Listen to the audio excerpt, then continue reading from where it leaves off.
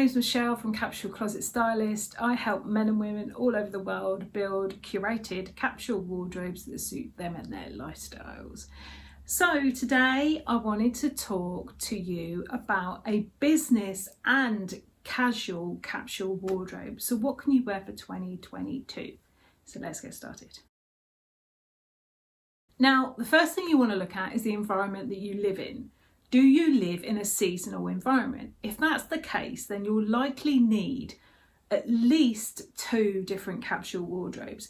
You can have one that goes all the way through the year if you want to, but most people who create a capsule wardrobe will split it into 2, one for spring, summer, and one for autumn, winter. The alternate to that is that you have one for spring, one for summer, one for autumn, and one for winter. But I can imagine that that probably would become quite complicated, because usually when you split your capsule wardrobe into autumn, winter, or spring, summer, there are garments that transition through both.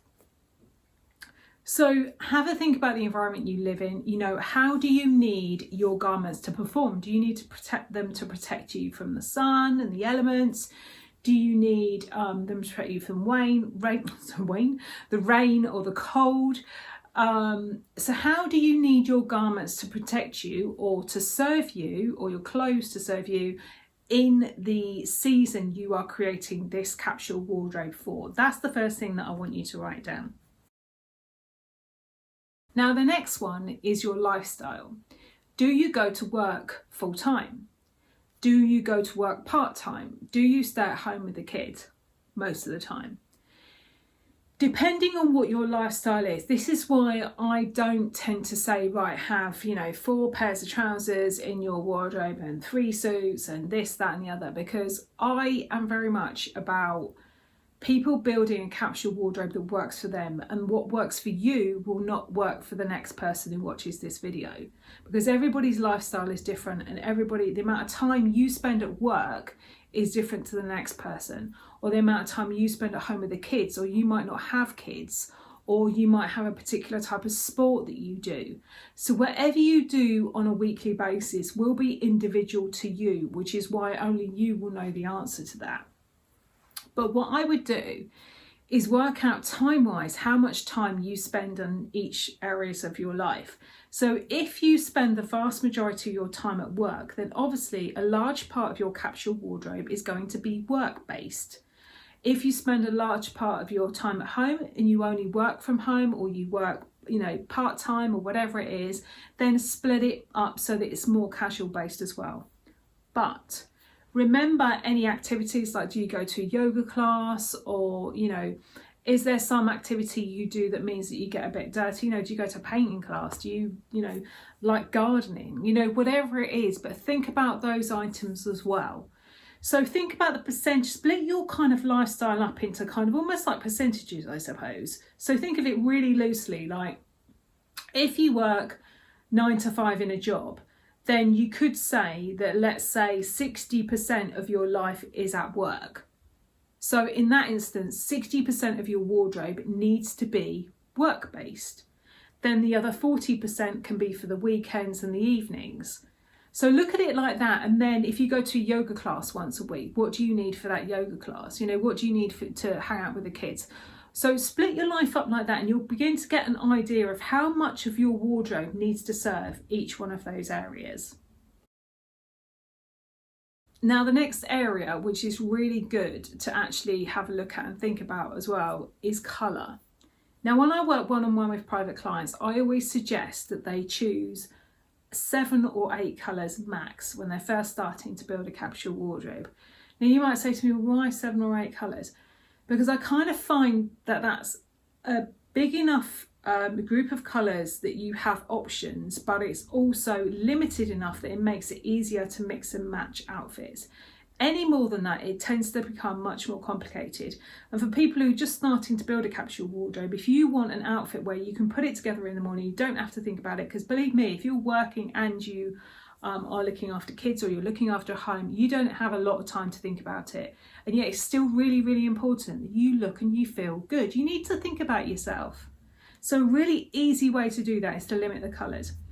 Now, I always advise splitting this up into 2 different areas. One is what I call canvas colours, and one is what I call paint colours.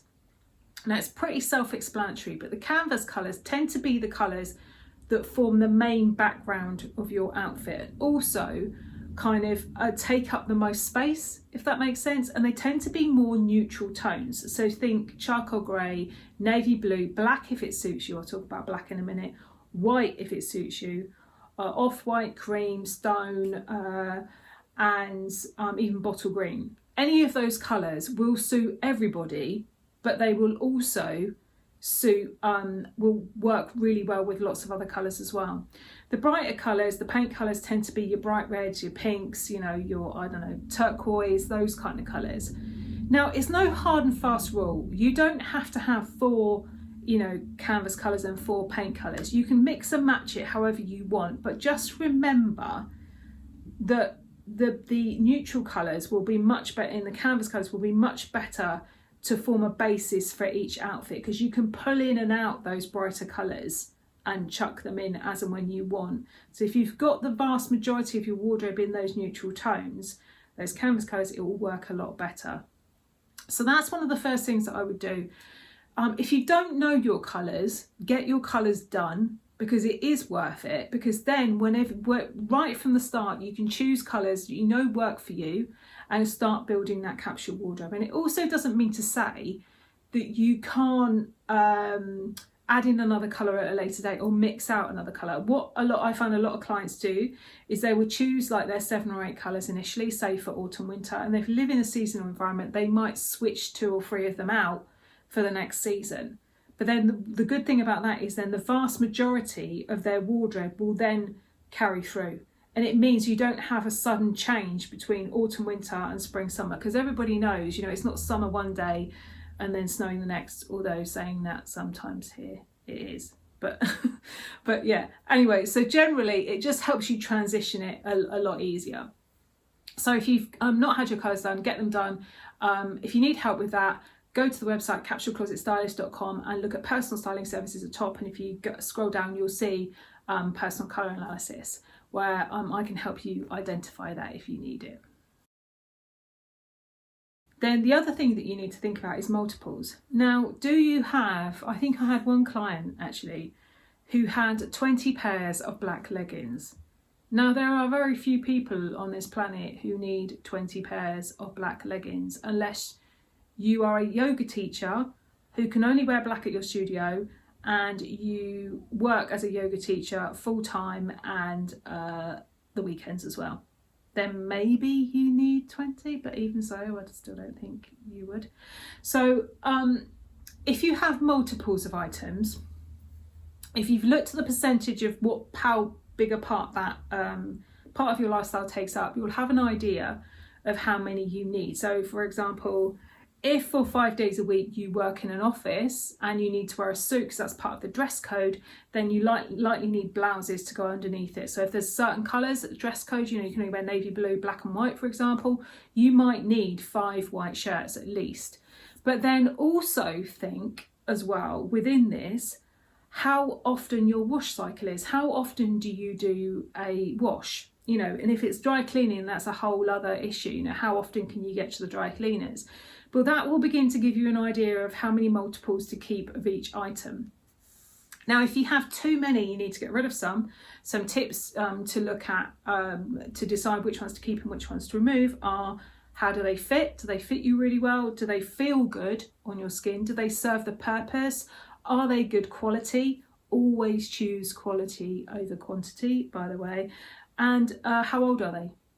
So ask yourself those questions, eliminate the ones which don't quite meet those targets, and get it down to the number that you actually need. Now, this one is really important, and it's often quite a tricky area to approach, but does it fit? Now, if you've put on or lost weight recently, and there's a big section of your wardrobe that doesn't quite work anymore, now I've got a really good tip for you in regards to this. Temporarily take out anything that's not fitting you right now, unless you are actively working to remove or put on that weight, and you've recently been ill or something else, recently had a baby, for example. Then put those items aside. Now it could be in the basement or in the loft, somewhere where you can still access them, but where they aren't readily available right in front of your face every morning. Because particularly if it's a case of that you've put on weight that you're trying to lose, the chances are those items won't be making you feel good. And and I want you to feel good. And looking at things that you're not won't make you do that. So put them aside, don't get rid of them yet.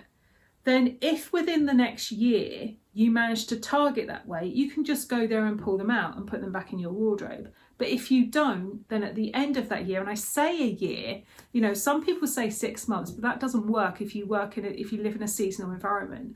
At least a year. If by the end of that year you still haven't reached that target weight and you're still not back in that, then consider donating them, selling them, or giving them away.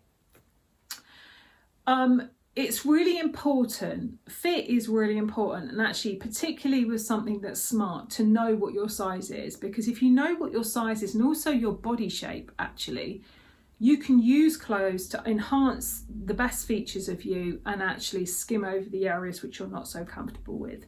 Again, if you need help on identifying your body shape, because I find a lot of people most people think they're an hourglass or an apple shape, and in actual fact more often than not they're not. But if you know what your body shape is, then you can actually dress to suit that and to actually enhance your best features. Again, if you need help with that, go to capsuleclosetstylist.com, personal styling, and down you'll find a body shape style guide. Alternatively, you can just contact me with a free little consultation. Now finally, it's really important that you have items in your wardrobe that you love, essentially. What do you love? What styles do you love? What brands do you love? What fabrics do you love? What things feel good on you?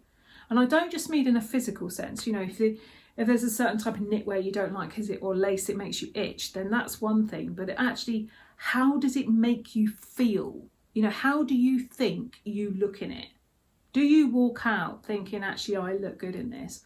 Or do you walk out thinking, oh, I need to pull this down, or it's not quite fitting, or it's digging in, or something like that? Anything like that, get rid of.